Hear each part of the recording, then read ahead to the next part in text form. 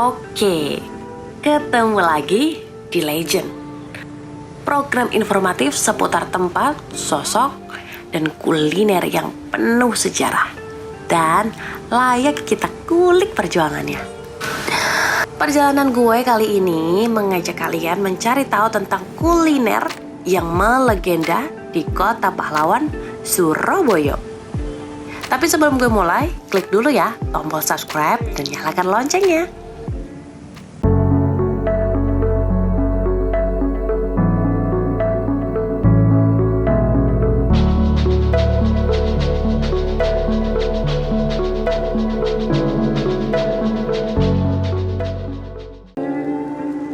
Lontong balap Pak Gendut. Arek-arek Surabaya pasti kenal dengan kuliner satu ini. Iya enggak? Lontong balap Pak Gendut sudah ada sejak 1958. Ini merupakan bisnis keluarga yang turun-temurun. Pak Gendut sendiri melanjutkan usaha orang tua yang dulunya berjualan lontong balap berkeliling dari kampung ke kampung di Surabaya dan dengan pikulan.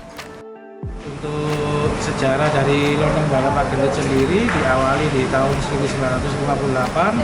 Waktu itu yang jualan masih kakek. Jadi jualannya keliling keluar masuk kampung. Bang pakai ini. Pakai rombong pikulan. Iya, pikulan. Iya. Itu dari kakek dari tahun. Dari tahun 58, terus tahun 70-an dapat izin dari Gedung Biskup Garuda yang waktu itu areanya di Jalan Keranggan, diteruskan sama nenek sama bapak yaitu Pak Gendut sampai tahun 2005. Sampai tahun 2005. Setelah itu tahun 2007 saya meneruskan usahanya orang tua. Oh, sampai akhirnya di tangan Pak Aris sekarang. Iya. Rasanya khas banget nih Pak, ada segernya segala macam. Itu memang berarti memang bumbunya selalu awalnya apa ya, dibikin sama Pak kakek ya, kakek dulu terus baru resep turun temurun gitu Pak. Iya, resep turun temurun. Asli Pak. Iya, asli. Nah, itu Jadi kita nggak berani untuk mengurangi atau nambahin resep dari kakek dulu itu. Nah, artinya kan ini dari tahun 1958 sampai sekarang itu udah lama banget Pak. Gimana caranya menjaga rasanya tetap sama dari yang dijual sama kakek sama yang Pak Aris sekarang? Kalau untuk menjaga rasa sih sebetulnya sama aja Mbak. Kita untuk pembuatan semuanya manual, jadi nggak ada pakai mesin sampai sekarang. Jadi untuk menjaga rasa itu kita bikinnya secara manual semua. Dan fresh ya Pak, baru Ya, semua. baru semua. Kenapa nama Pak Gendut? Untuk nama Pak Gendut sendiri kan sekedar julukan aja Pak, karena waktu itu kan yang pegang ordernya kan ayah. Nah, ayah sendiri kan orangnya kan gemuk banget. Jadi pelanggan atau pembeli mungkin aja nggak tahu namanya, kasih julukan itu tadi Pak Gendut, Pak Gendut, Pak Gendut, akhirnya dikenal dengan nama Pak Gendut itu tadi. Lontong balap ini merupakan kuliner khas Jawa Timur, sehingga banyak kita jumpai di sini. Namun, kalau bicara soal rasa, lontong balap Pak Gendut ini memang berbeda dengan lontong balap lainnya. Kekhasannya dari lontong balap Pak Gendut dengan lontong balap yang lain ya mungkin dari cara penyajiannya, terus untuk bahannya juga seperti lentur sama sambal itu yang paling khas dari Pak Gendut sendiri. Yang paling diburu ya Pak? Iya. Sambalnya kenapa Pak? Kalau sambalnya sih, kalau untuk ukuran orang-orang Surabaya sudah terbilang pedas banget. Tapi tadi Bapak juga bikin sambal manis. Itu kan jarang ya Pak? Petis manis. Iya, itu petis manis. Petis manis. Itu kan jarang ya kalau di toko-toko warung lain. Untuk di penjual lontong balap yang lain memang nggak ada, karena memang kita khususkan untuk pelanggan yang dari luar kota yang nggak senang sama pedas, jadi bisa ambil yang manis gitu. Kalau dukanya sih ya waktu gusuran itu. Oh, Waktu gusuran di tahun 2012 itu karena memang kami kesulitan untuk cari tempat waktu itu selama 3 bulan itu. Jadi penggusurannya waktu itu 1 minggu setelah Lebaran di bulan Agustus. Nah, terus dapat tempat yang baru di sini itu akhir Oktober 2012 itu. dan itu mempengaruhi omset. Ya pastinya karena kita nggak jualan dan kita di Jalan Profesor Dr. Mustopo nomor 11 ini kita mengawali dari nol lagi. Terus akhirnya gimana caranya sih lontong balap gede yang di Keranggan akhirnya dikenal di sini? Gimana caranya? Kalau untuk cara kita bikin promo-promo tiap bulannya. Jadi mulai dari promo dari koran waktu itu, terus tabloid, radio juga kita promo, dan untuk yang sekarang ini kita fokus ke media sosial, di IG ada, Facebooknya ada, terus website sama Google Bisnis ada semua. Ya, kalau untuk titik terendahnya omset mulai kita buka di sini sama selama pandemi ini. Jadi mungkin kalau untuk pertama kali ngawalin buka di tempat baru ini kan memang kita butuh strategi promosi supaya pelanggan atau pembeli yang lama-lama dan yang baru bisa tahu keberadaan kami yang ada di tempat baru ini lagi. Jadi mungkin untuk omset juga masih minim Di saat itu. di saat itu, mulai 2012 itu sampai 2013 akhir. Terus untuk di masa pandemi ini selama 1 tahun ini juga omsetnya nggak karuan juga sudah drop hampir 80-90%. Jadi untuk mengatasi masalah ini di masa pandemi ini kita terus untuk promo gitu aja. Anggap aja kita nabung. Kalau untuk rame-ramenya sih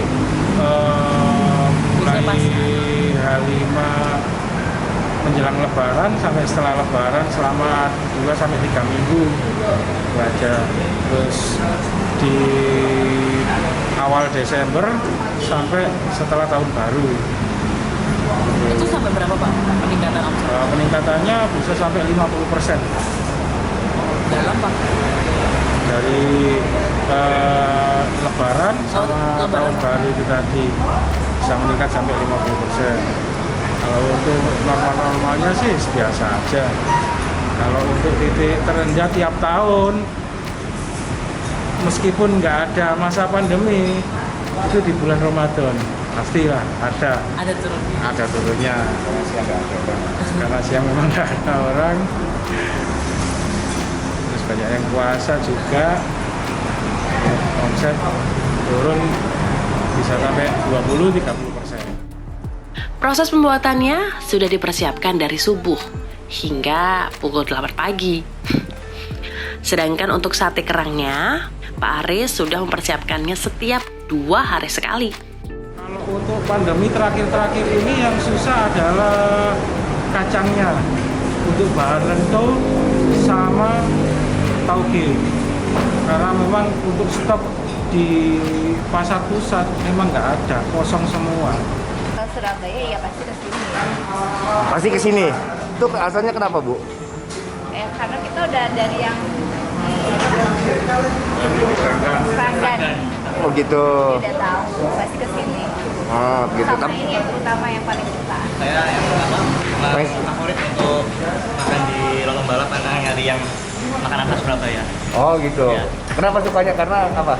Ya karena sambahnya ya seger sih. Seger ya? Karena saya juga favoritnya sambal sih emang.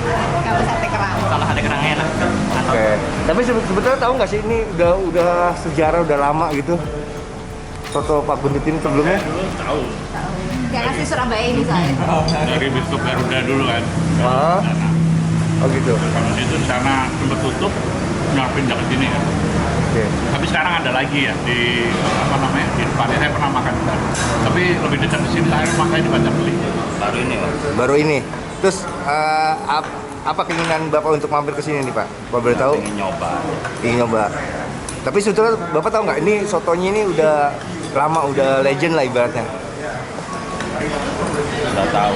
Udah pernah tahu ya? Oke. Makanya nyoba. Oke. Saking termasyurnya sejak dahulu, lontong balap Pak Gendut jadi kuliner favorit di Surabaya dari berbagai kalangan. Dari artis sampai pejabat. Kalau untuk langganan sih ya rata-rata orang-orang asli Surabaya.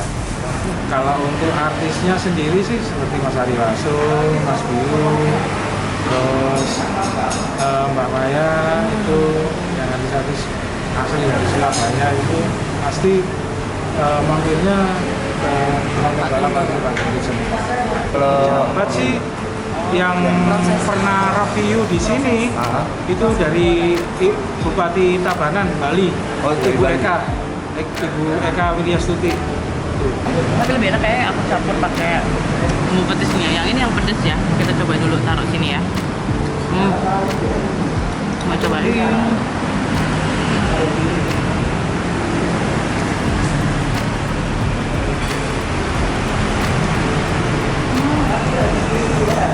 Itu yang bikin gerengnya itu rasanya ada di sambal petisnya guys. Parah, enak banget. Tapi kalau misalkan kalian nggak kepengen nggak pedas, ada yang disediain yang manis. Kita cobain yang manis.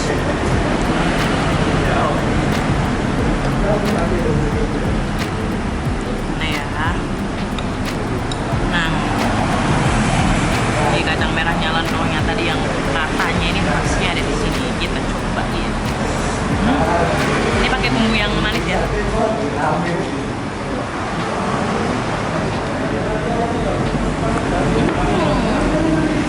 Lontong balapnya Pak Gendut ini luar biasa banget. Udah enak banget. Nanti ditambahin sate kerang, bumbu petisnya yang sangat khas sama es kelapa. Nah, kalau misalkan kamu ada semuanya pengen banget lontong balap, bisa ke lontong balap Pak Gendut yang ada di Surabaya. Dah. Aku lanjut. Well, next gue akan ajak kalian jalan-jalan dan bahas hal-hal legend yang lainnya. Kalau ada tempat, kuliner, atau sosok yang menurut kalian legend, coba ya tulis di kolom komentar. Jangan lupa like, comment, dan subscribe Genpi.co. Dah.